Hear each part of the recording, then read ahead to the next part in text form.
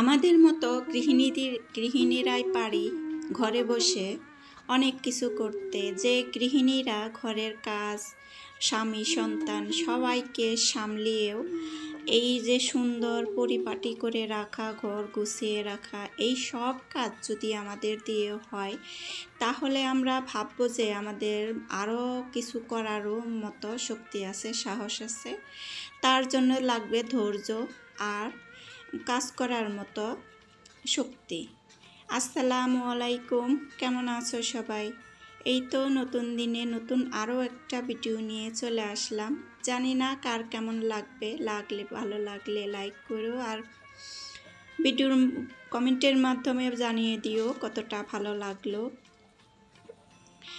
সবাইকে খুশি করা যায় না, আত্মীয় স্বজনকেও খুশি করা যায় না, আর নিজের সন্তানদেরও খুশি করা যায় না এই টাকা না থাকলে।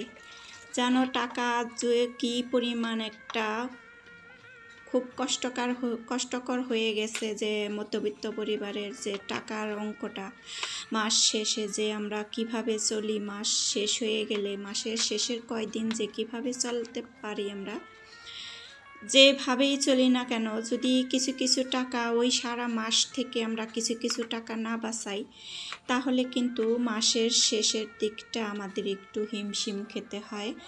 যেটা হচ্ছে, আমরা অনেক সময় আছে যে ছেলে মেয়েদের পক্ষেও অনেক সময় স্কুল কলেজে টাকা লেগে যায় অনেক, তখন আমাদের চিন্তা করতে হয় যে কোথা থেকে টাকাটা অ্যারেঞ্জ করব, কি পাবো।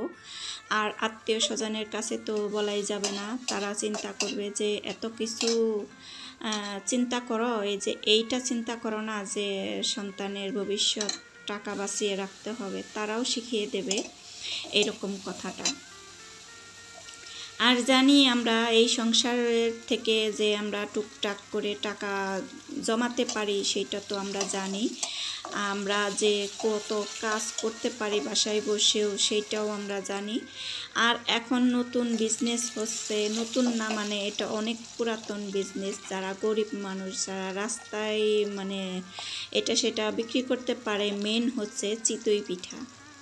ভর্তা, কয়েক রকমের ভর্তা বানিয়ে রাস্তায় বসে যারা চিতই পিঠা বিক্রি করে তাদের বাসাতে যে দেখো গা, তাদের বাসাতে কোনো কিছুর অভাব নেই, তার বাসায় সব কিছু সুন্দর পরিপাটি, যেটা থাকে না আমাদের মতো মধ্যবিত্ত পরিবারে। আমাদের রাস্তায় যে বসে কাজ করার মতো মানে মন মানসিকতা নাই, আমাদের লজ্জা আছে, শরম আছে, সব কিছুই আছে।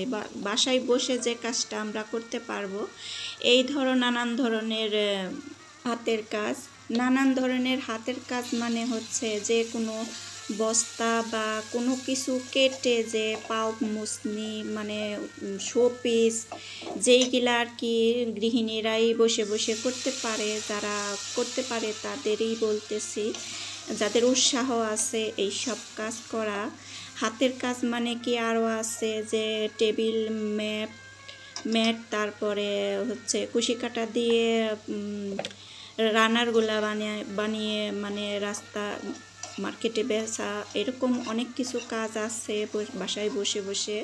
ছোট বাচ্চারাও যে পেন্টিংগুলা করে, যে বোতল কেটে কেটে সুন্দর পাটের রশি দিয়ে পেঁচিয়ে সুন্দর ডিজাইন করে কলমদানি মানে ওয়াল যে টাঙিয়ে রাখে, সেই পেন্টিংয়ের মতো সুন্দর সুন্দর জিনিসগুলা আমি অনেক দেখছি যে এইগুলা মার্কেটে বেচে।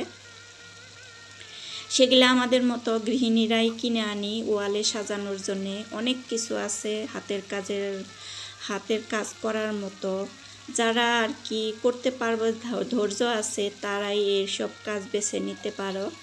বাসায় বসে যেটা আমাদের সুবিধা হবে সেই কাজটাই আমরা করব। আর এইখান থেকে যে আমরা টাকা জমা করব, তার মেন হচ্ছে মাসের শুরুতে, যে কোনো চাকরি করি না কেন মাসের শুরুতে যে টাকাটা আমরা আলাদা করে রাখবো, সেই যত বেতনই হোক না কেন, 10,000 20,000 যে কোনো কাজই হোক, অর্ধেক টাকাটা আমাদের আলাদা করে রাখতে হয়। না রাখলে পরে যে আমাদের অসুবিধা পড়তে হয়, সেই অসুবিধার জন্য আমরা কাউকে মানে সামনে পাই না। সুখের দিনে সবাই কাছে থাকে, দুঃখের দিনে কিন্তু কেউ কাছে থাকে না, সবাই পালিয়ে বেড়ায়। এইখানে দেখো আমি ডালের বাগারটা দিয়ে নিলাম। আজকে আলু দিয়ে গরুর মাংসের কলিজা ভুনা করলাম। গরুর মাংসের কি গরুর কলিজা ভুনা, ওইটা আগের দিনই কাটা সুন্দর করে রেডি করে রাখছিলাম।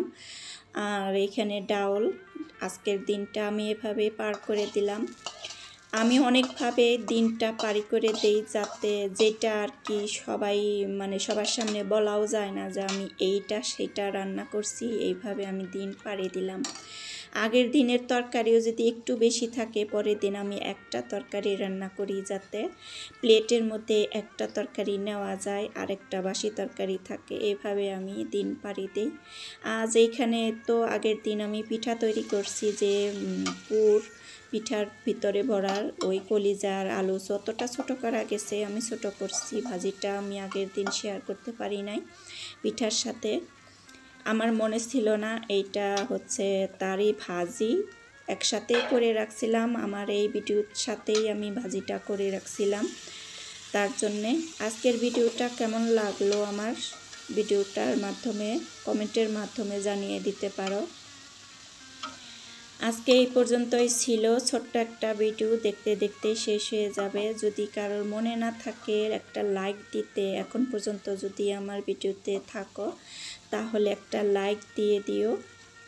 আর নতুন কোনো আপু ভাইয়ারা হয়ে থাকলে আমার ভিডিওতে থেকে যেও ভালোবাসা দিয়ে, আমিও তোমার পরিবারে চলে যাব, ছোট্ট একটা কমেন্ট রেখে যেও।